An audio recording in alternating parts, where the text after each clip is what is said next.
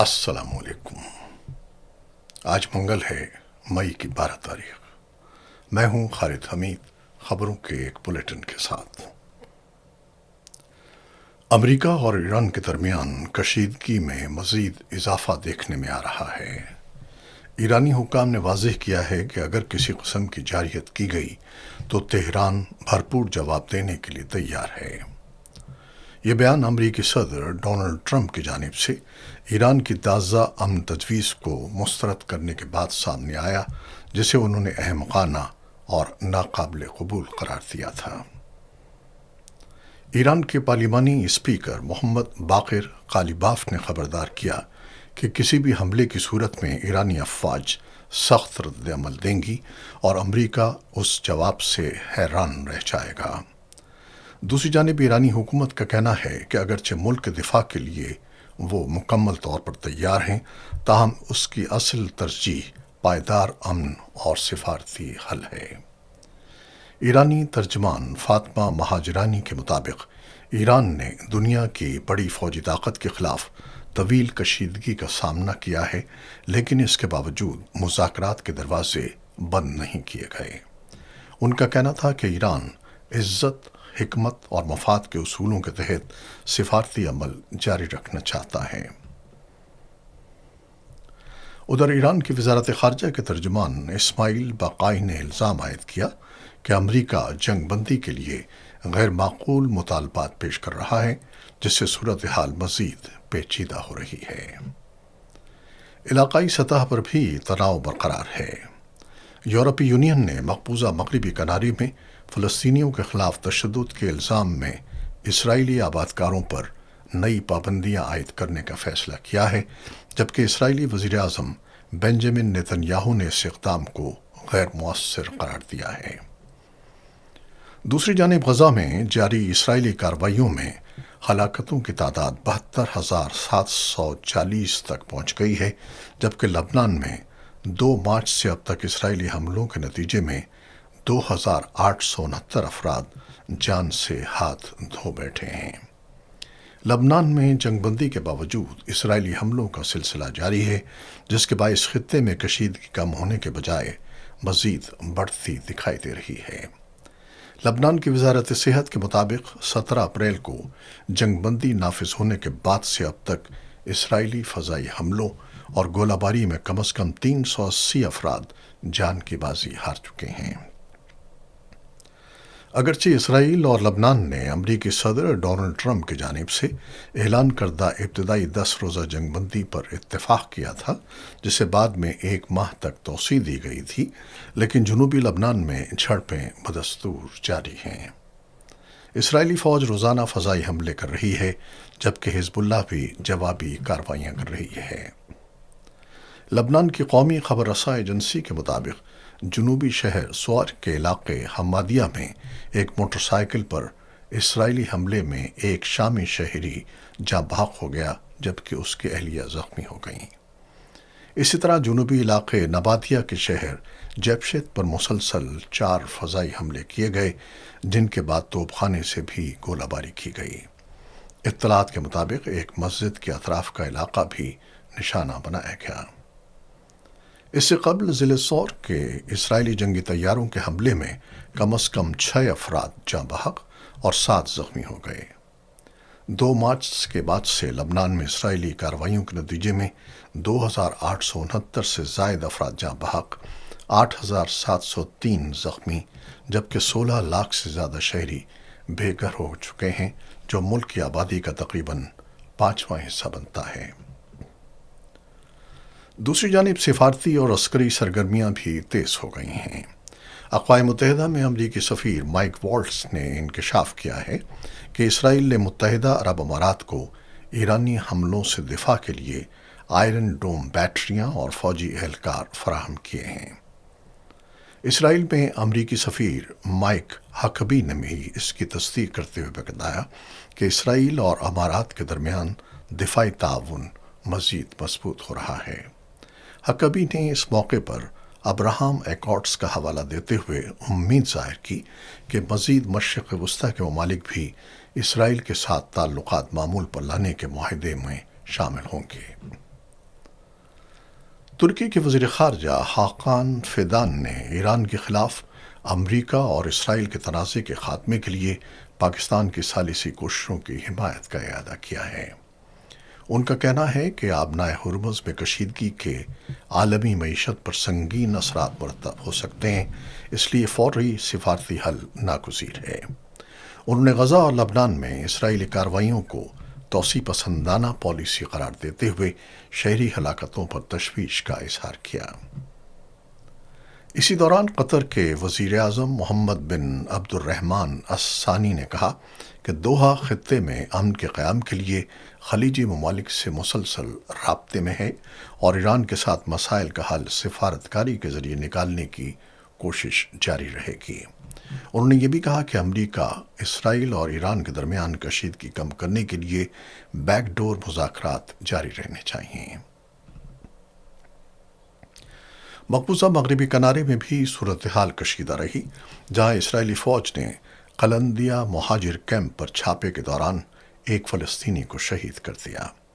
فلسطینی خبر رساں ادارے کے مطابق اسی کارروائی میں ایک اور شہری شدید زخمی ہوا۔ اقوام متحدہ کے مطابق سن 2026 کے دوران اب تک مغربی کنارے میں کم از کم 44 فلسطینی جاں بحق ہو گئے ہیں، جبکہ آبادکاروں کے 760 سے زیادہ حملے ریکارڈ کیے گئے ہیں۔ ان حملوں اور نقل و حرکت پر پابندیوں کے باعث تقریباً 2000 فلسطینی، جن میں 900 کے قریب بچے شامل ہیں، بے گھر ہو چکے ہیں۔ اور اب پاکستان سے کچھ خبریں۔ خیبر پختونخوا کے ضلع لکی مروت میں سرائے نورنگ بازار ایک ہولناک دھماکے سے گونج اٹھا، جہاں موٹر سائیکل میں نصب بارودی مواد پھٹنے کے نتیجے میں کم از کم 7 افراد جاں بحق اور 18 زخمی ہو گئے۔ پولیس کے مطابق جاں بحق ہونے والوں میں 2 ٹریفک پولیس اہلکار بھی شامل ہیں، جبکہ زخمیوں میں خواتین اور بچے بھی شامل ہیں۔ پولیس حکام کے مطابق دھماکہ تھانہ نورنگ کی حدود میں پیش آیا، جس کے بعد علاقے میں خوف و ہراس پھیل گیا۔ امدادی ٹیموں نے لاشوں اور زخمیوں کو فوری طور پر ہسپتال منتقل کیا، جبکہ نورنگ ہسپتال میں ایمرجنسی نافذ کر دی گئی۔ سیکورٹی اداروں نے واقعے کی تحقیقات شروع کر دی ہیں تاکہ دھماکے کی نوعیت اور ذمہ دار عناصر کا تعین کیا جا سکے۔ دوسری جانب یونائیٹڈ نیشنز اسسٹنس مشن ان افغانستان یعنی یوناما کی ایک تازہ رپورٹ میں انکشاف کیا گیا ہے کہ سن 2026 کے ابتدائی 3 ماہ کے دوران طالبان فورسز اور پاکستانی فوج کے درمیان سرحدی جھڑپوں میں کم از کم 372 افغان شہری جاں بحق اور 397 زخمی ہو گئے ہیں۔ رپورٹ کے مطابق زیادہ تر ہلاکتیں کابل میں منشیات بحالی مرکز پر فضائی حملوں کے نتیجے میں ہوئیں۔ یوناما کا کہنا ہے کہ ان اعداد و شمار کی تصدیق 3 آزاد ذرائع سے کی گئی ہے، جبکہ مرنے والوں میں 13 خواتین، 46 بچے اور 313 مرد شامل ہیں۔ اقوام متحدہ نے خبردار کیا ہے کہ فضائی حملے اور سرحد پار گولہ باری شہریوں کے لیے سب سے بڑا خطرہ بن چکی ہے۔ اسلام آباد اور کابل کے درمیان کشیدگی سن 2021 میں طالبان کے اقتدار میں آنے کے بعد سے مسلسل بڑھتی رہی ہے۔ پاکستان افغان حکومت پر کالعدم تحریک طالبان پاکستان کو پناہ دینے کا الزام عائد کرتا ہے، جبکہ افغان حکام کا کہنا ہے کہ پاکستان بھی مخالف گروہوں کی حمایت کرتا ہے اور افغان خود مختاری کی خلاف ورزی کر رہا ہے۔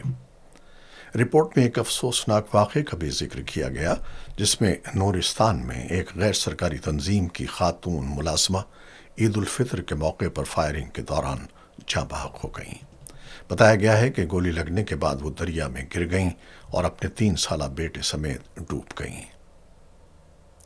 اسی دوران چین میں ہونے والے جنگ بندی مذاکرات کے بعد پاکستان اور افغانستان نے کشیدگی کم کرنے کے عزم کا اظہار کیا تھا، تاہم سرحدی جھڑپیں مکمل طور پر نہیں رک سکیں۔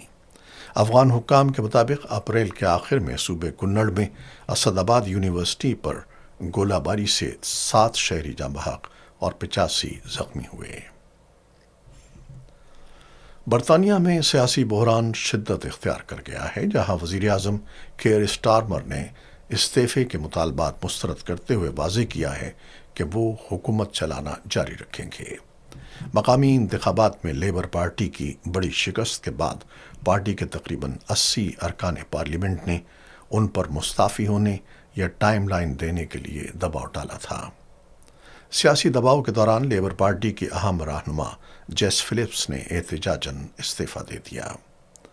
کابینہ اجلاس میں اسٹارمر نے انتخابی شکست کی ذمہ داری قبول کی، تاہم اس بات پر زور دیا کہ وہ پارٹی اور حکومت کو عدم استحکام کا شکار نہیں ہونے دیں گے۔ جنوبی بھارتی ریاست تامل ناڈو کے نئے وزیر اعلیٰ جوزف وجے نے اقتدار سنبھالتے ہی اہم عوامی فیصلوں کا اعلان کر دیا ہے۔ بھارتی میڈیا کے مطابق انہوں نے ریاست بھر میں مندروں، اسکولوں اور بس اڈوں کے 500 میٹر کے دائرے میں قائم 717 سرکاری شراب کی دکانیں بند کرنے کا حکم جاری کیا ہے۔ یہ دکانیں کارپوریشن کے تحت چلائی جاتی ہیں اور انہیں 2 ہفتوں کے اندر بند کرنے کی ہدایت کی گئی ہے۔ وجے تھلاپتی نے چند روز قبل وزیر اعلیٰ کا عہدہ سنبھالنے کے بعد سب سے پہلے مفت بجلی فراہمی کا اعلان کیا تھا، جبکہ اب شراب کی دکانوں کی بندش کے فیصلے کو عوامی حلقوں میں بڑی پذیرائی مل رہی ہے۔ مقامی شہریوں کا موقف ہے کہ تعلیمی اداروں اور مذہبی مقامات کے قریب شراب کی فروخت سماجی مسائل کو جنم دے رہی تھی، تاہم ریاستی آمدنی میں کمی کے خدشے کے باعث سابق حکومتیں اس معاملے پر فیصلہ نہیں کر پا رہی تھیں۔ دوسری جانب مغربی بنگال کے حالیہ انتخابات کے بعد انتخابی شفافیت پر سوالات اٹھنے لگے ہیں۔ سیاسی مبصرین کے مطابق انتخابات سے قبل ووٹر فہرستوں کی خصوصی نظر ثانی کے دوران تقریباً 90 لاکھ ووٹرز کے نام حذف کیے گئے، جن میں بڑی تعداد مسلم اور دلت علاقوں سے تعلق رکھنے والوں کی تھی۔ سابق وزیر اعلیٰ ممتا بنرجی نے الیکشن کمیشن پر جانبداری کا الزام عائد کرتے ہوئے مسلم ووٹروں کو منظم انداز میں نشانہ بنایا۔